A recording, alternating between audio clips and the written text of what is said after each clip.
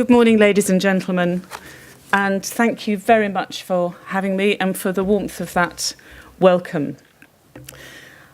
This gathering of geoscientists here in Slovenia is drawn from all three of the principal sectors of geoscience: academia, government service, and industry.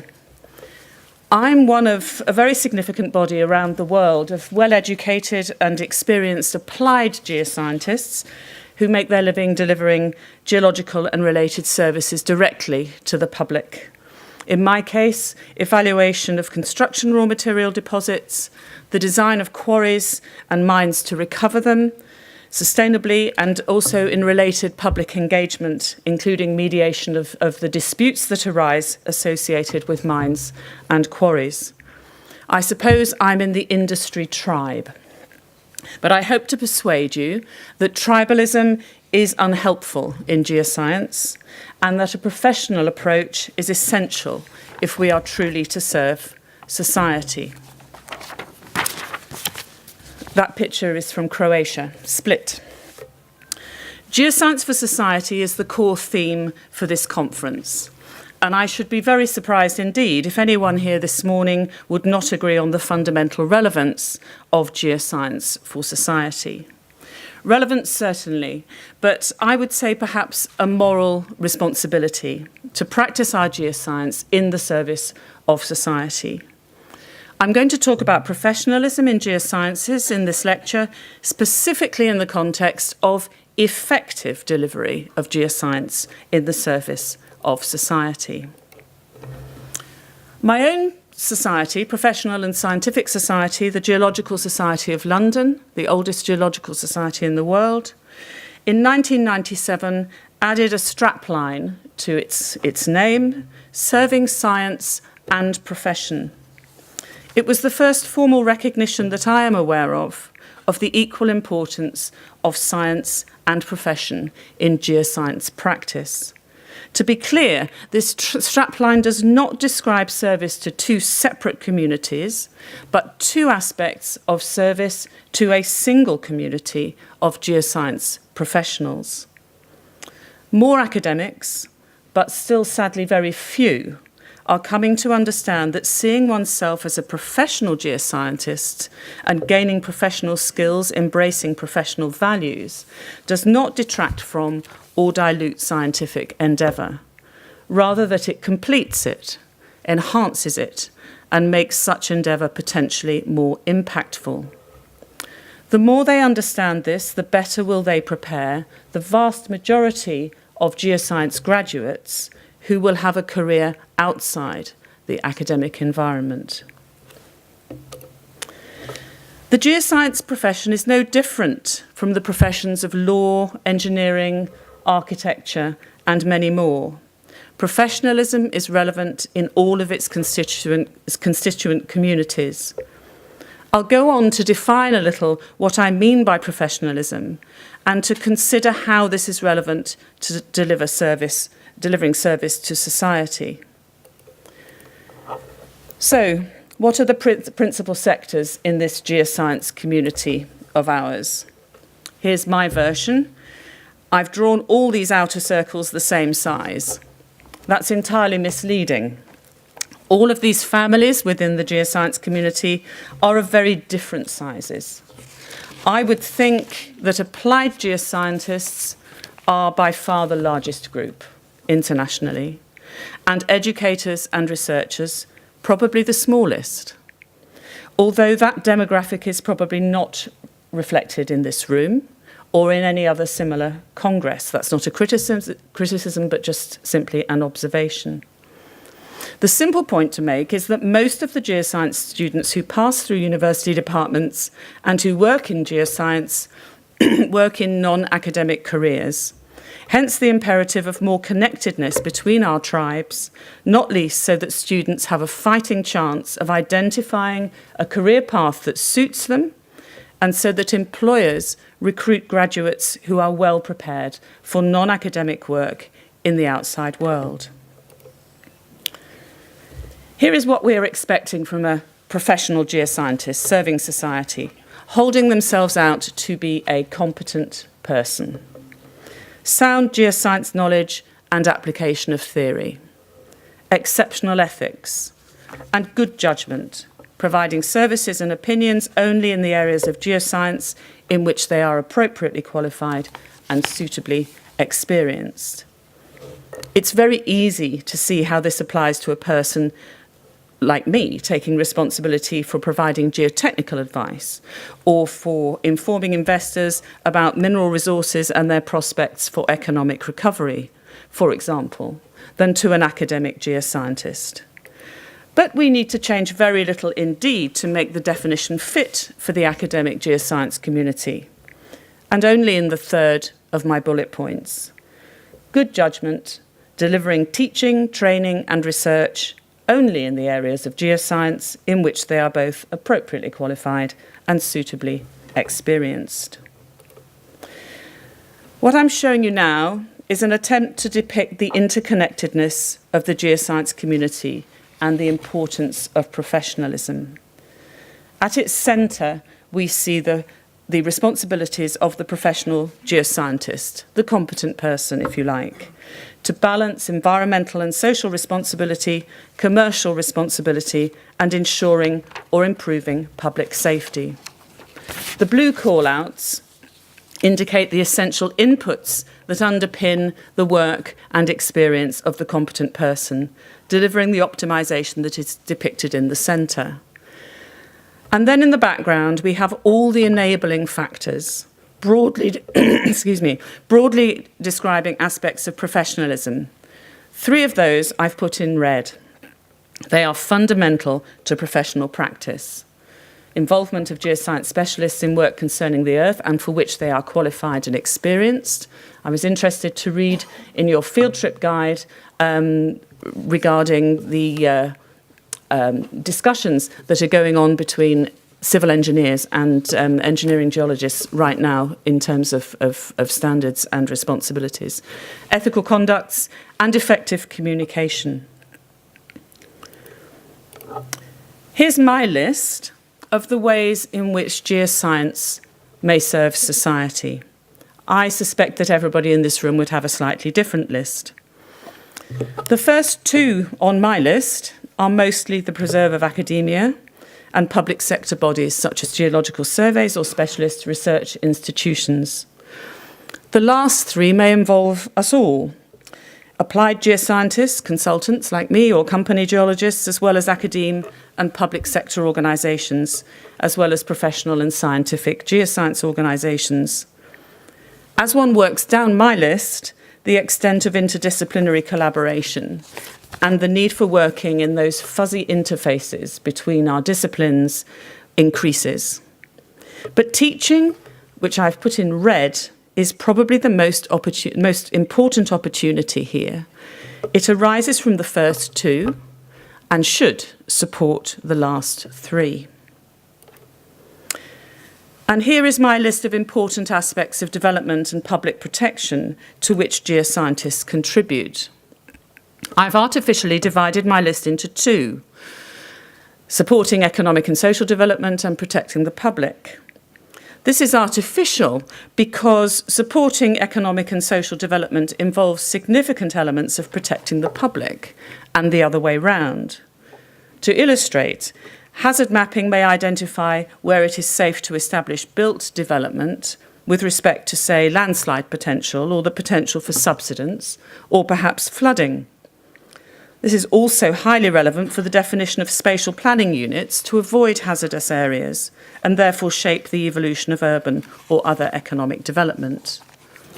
Or such mapping may identify existing development which is in harm's way and in respect of which mitigation measures, monitoring, public education might be appropriate to avoid death or injury. Another example of connectedness would be the discovery and exploitation of minerals, leading to social and environmental impacts of mining and how they should be assessed, mitigated, mediated, and compensated. What I'm putting up now is a very well-known and yet very powerful shorthand depiction of what is commonly referred to as sustainable development. and underpins the Sustainable Development Goals, of which many of you will be familiar. It's a very simple idea to grasp, but not so simple to deliver, and yet it's undoubtedly a reasonable public expectation of us and of other professionals that this is what will be achieved at a number of scales, from country to region to project and site. This expectation is too often not realised because specialists, including geoscientists, sometimes especially geoscientists, tend to stick with what they know. They tend to stick with who they know, in their own tribe, where they're comfortable, where they're interested and excited in their own science, without necessarily appreciating the bigger picture. In their own circle and not anywhere near those entirely scary overlaps. In my experience, it's not so much the three circles, but the regions where they overlap that present the big challenges, but also the big excitement. My experience is that those who are temperamentally disposed to putting up the barricades around their discipline and who prefer to work only with people like them get a taste for the overlaps if they try it. Given the general tendency, which is entirely natural, to stay within our tribes, even within a specialism, let alone between disciplines, how do the specialists working within each of the circles come to the equitable, bearable, or viable compromises that are implied by this diagram? How do we achieve an optimal balance? As proposed by Victor yesterday, perhaps asking the especially simple, but actually very hard question, what do you need from us, is a good start.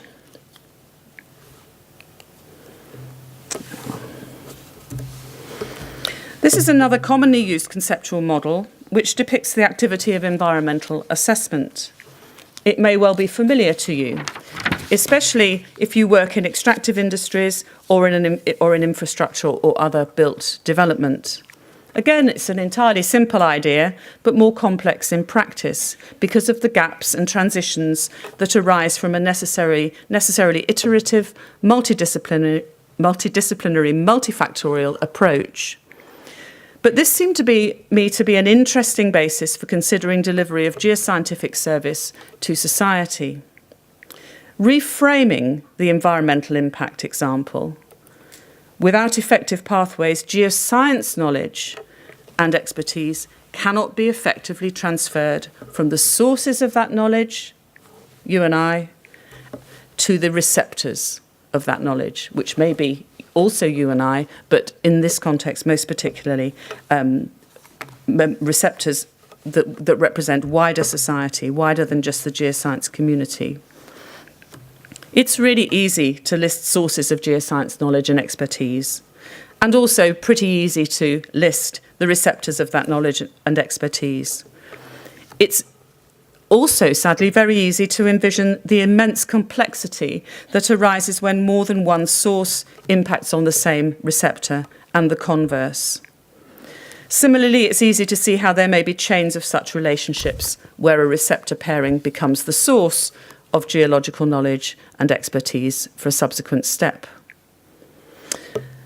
But the pathways need to exist in order for this link to be made. I've characterised these pathways as push or pull. So here are my push pathways. They imply that the geoscience community is putting the contributions out there to be taken up in the service of society.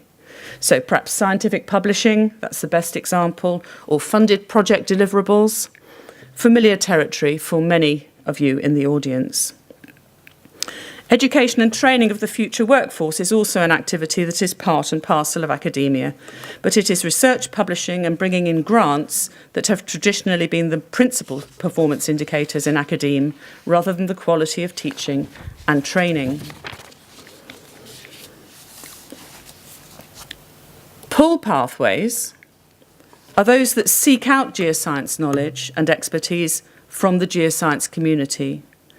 Now, of course, you might immediately see that many of the push pathways, lobbying, for example, the dinner that Victor described to us yesterday, might usefully deployed in creating pull pathways.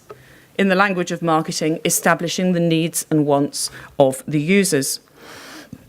I would suggest to you that pull pathways are likely to have more impact than push pathways.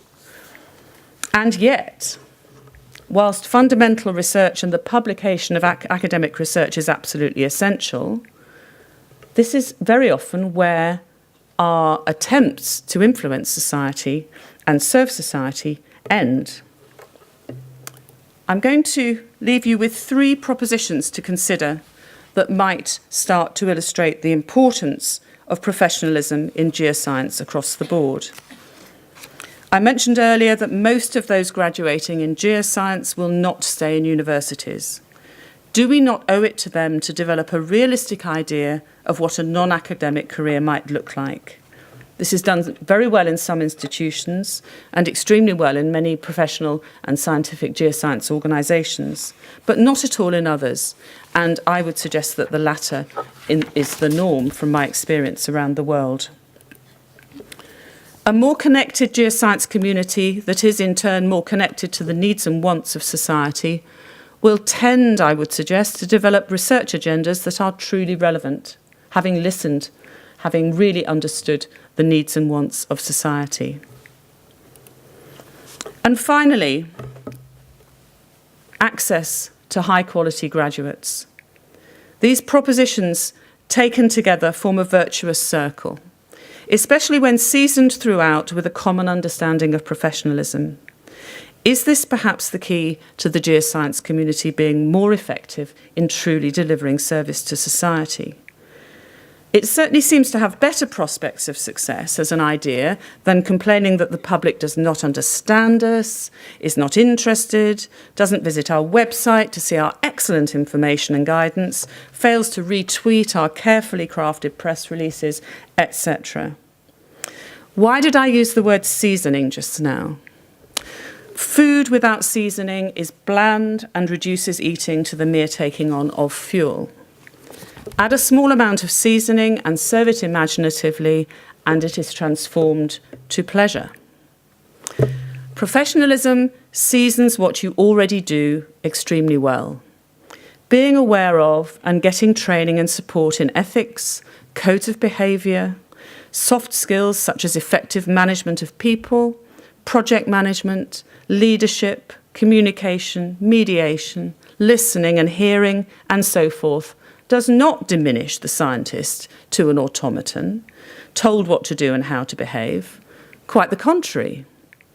I have an MBA and I'm an accredited mediator and have training and experience in community mediation. None of this diminishes my expertise as a consultant engineering geologist in the mining and quarrying industry, nor does it detract from my ability to think creatively, to define technical problems and to apply sound science and technology and to manage and inspire others to do the same. My experience is entirely the opposite. Embracing professionalism does not transform you into a regulated pen pusher. I leave you with a challenge. The top tick box is one that is very familiar to all of us. How many of us tick that box having read the terms and conditions? Well, I can say, certainly not me. I have a basic trust in the provider of the service I'm signing up to, that it will be fit for purpose, will work effectively, will not compromise my security, and can be deleted or uninstalled if I no longer require it. I have plenty of experience that this is broadly true and reasonable. But what if the second tick box were to pop up ever so frequently in our daily work, to be ticked before issuing any report or scientific paper, to be included on our emails to clients? All of us would be happy with all of the concepts in the various ethical codes and standards to which we are subject.